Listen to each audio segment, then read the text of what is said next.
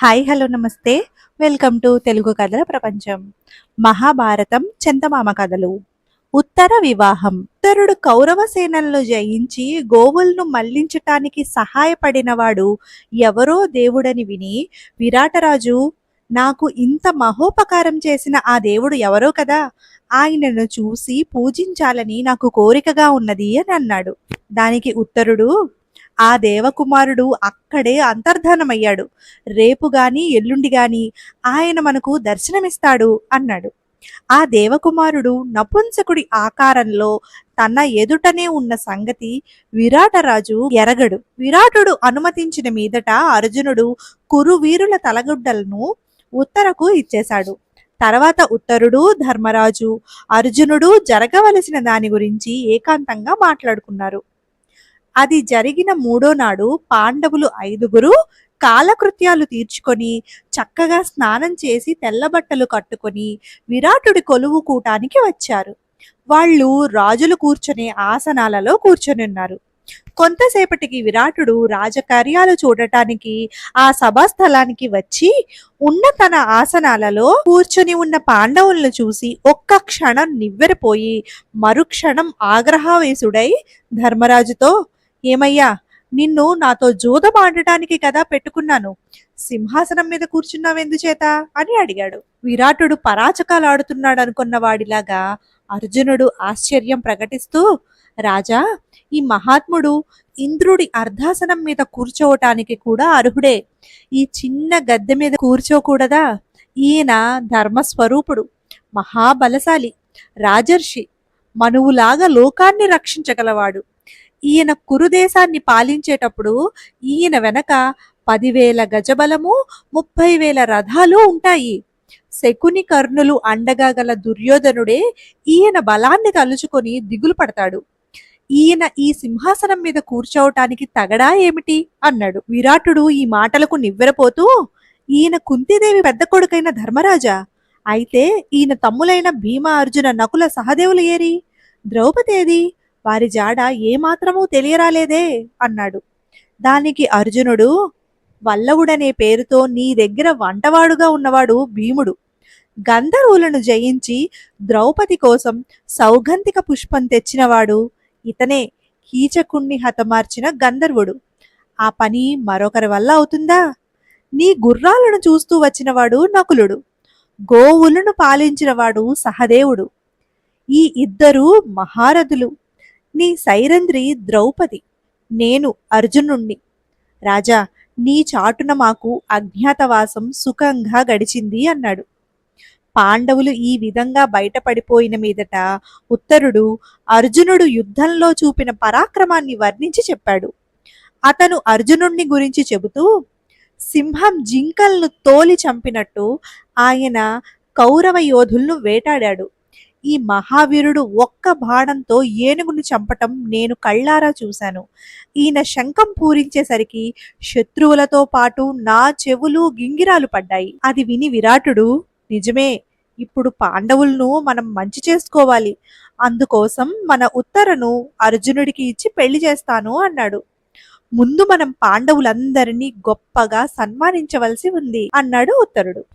దానికి విరాటుడు, అవును, యుద్ధంలో నేను ఓడిపోయి సుశర్మకు చిక్కినప్పుడు నన్ను విడిపించి మనకు విజయం సాధించి పెట్టినవాడు భీముడు. పాండవుల సహాయంతోనే మనం గెలిచాం. అందుచేత మనం పాండవుల పెద్ద అయిన ధర్మరాజుని సుముఖుణ్ణి చేసుకోవాలి.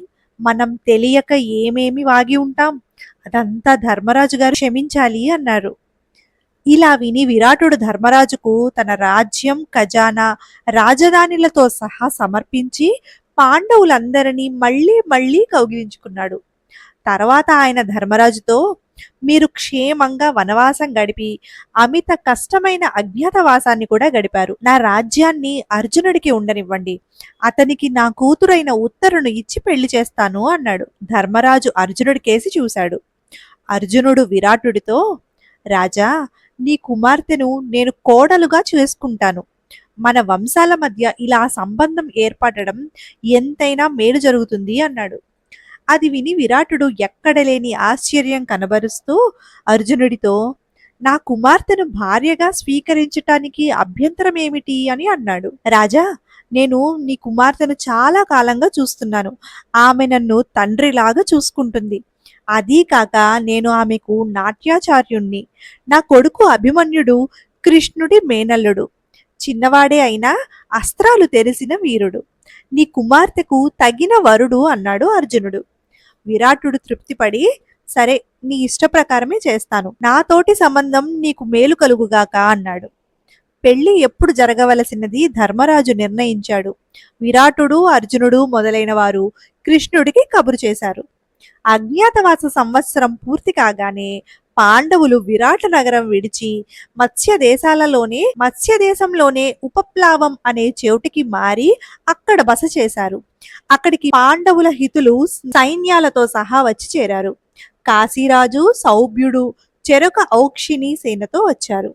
ద్రుపదుడు, ద్రౌపది కొడుకులైన ఉప పాండవులు శిఖండి, దృష్టద్యుమ్నుడు ఒక సేనతో వచ్చారు. విరాటుడు ద్రుపద మహారాజుకు ఎదురు వెళ్లి పూజించి సగౌరవంగా తీసుకొచ్చాడు. ఇలా అనేక మంది రాజులు ఉపప్లావం చేరారు. ద్వారక నుంచి అభిమన్యుణ్ణి, ఇంద్రసేనుడు మొదలైన పాండవ భృత్యులని వెంటబెట్టుకొని కృష్ణుడు, బలరాముడు, కృతవర్మ, యుయూధానుడు, సాత్యకి, అక్రూరుడు, సాంబుడు మొదలైన వారు రథాలలో వచ్చి చేరారు. విరాటుడి ఇంట శంఖాలు, భేరీలు మొదలైనవి మోగాయి. అక్కడ విరాటుడు పాండవులను పూజించాడు. అతిథుల కోసం ఎన్నో పశువులను కోశారు. తాగటానికి చెరుకు రసం సారా అందించారు. సుదేష్ణ వెంట అంతఃపుర స్త్రీలు చక్కగా అలంకరణలు చేసుకొని ఉత్తరను పెళ్లి కూతురుగా అలంకరించారు. ఉత్తరను అభిమన్యుడికి భార్యగా స్వీకరించటానికి అర్జునుడు, ధర్మరాజు అంగీకరించిన మీదట వారిద్దరికీ అర్జునుడు కృష్ణుణ్ణి తన వెంట ఉంచుకొని వివాహం జరిపించాడు. అభిమన్యుడి పెళ్లి జరిగిన మర్నాడు పాండవులు అతిథులు అందరితోనూ కలిసి విరాటుడి సభాభవనంలో సమావేశమయ్యారు. సభ మధ్య విరాటుడు, ద్రుపదుడు, మరికొందరు వయసు మళ్లిన రాజులు కూర్చున్నారు. సభలో వసుదేవుడు, సాత్యకి, బలరాముడు, కృష్ణుడు, ప్రద్యుమ్నుడు, సాంబుడు, అభిమన్యుడు, ఉప పాండవులు, పాండవులు, విరాటుడి కొడుకులు ఉన్నారు. సభ చాలా శోభించింది. కొంతసేపు కబుర్లు చెప్పుకున్నాక కృష్ణుడు అందరినీ ఉద్దేశించి ఇలా అన్నాడు. శకుని ఆడిన మాయాజూదంలో ఈ ధర్మరాజు ఓడిపోవటము, ఇతని రాజ్యాన్ని దుర్యోధనుడు మోసంతో కాజేయటము మీ అందరికీ తెలుసు. బలా పరాక్రమాలతో రాజ్యం సంపాదించుకోగలిగి ఉండి కూడా ఈ పాండవులు మాటకు కట్టుబడి మహాభయంకరమైన వనవాసం 12 ఏళ్లు చేశారు.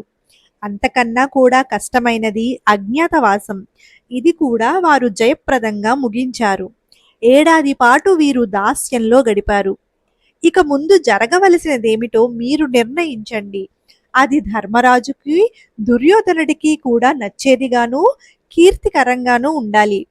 ధర్మ సమ్మతంగా కూడా ఉండాలి. ఈ ధర్మరాజు అధర్మంగా స్వర్గాధిపత్యం వచ్చినా పుచ్చుకోడు. ధర్మ ప్రకారం ఒక చిన్న పల్లెను ఏలుకోమన్నా ఏలుకుంటాడు. ఆయన ఎప్పటికీ ధృతరాష్ట్రుడి కొడుకుల మంచే కోరతాడు.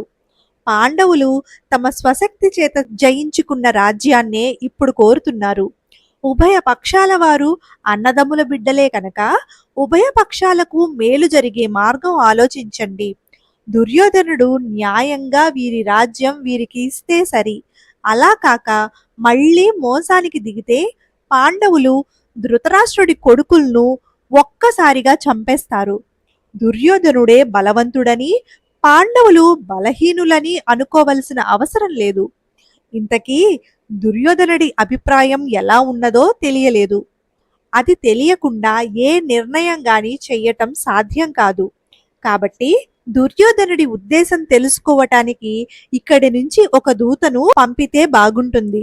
ఆ దూత వెళ్ళి దుర్యోధనుడికి తగిన విధంగా చెప్పి పాండవులకు అర్ధరాజ్యం ఇచ్చేటట్టు ఒప్పించి వస్తాడుగా. తర్వాత బలరాముడు కృష్ణుడి అభిప్రాయాన్ని బలపరుస్తూ ఇక్కడ నుంచి వెళ్లే దూత భీష్ముణ్ణి, ధృతరాష్ట్రుణ్ణి, ద్రోణుణ్ణి, అశ్వత్థామను, కృపుణ్ణి, శకునిని, ఇతర కౌరవ ముఖ్యులని, కర్ణుణ్ణి కలుసుకొని వారికి కోపం రాకుండా మంచిగా మాట్లాడి పని పూర్తి చేసుకురావాలి.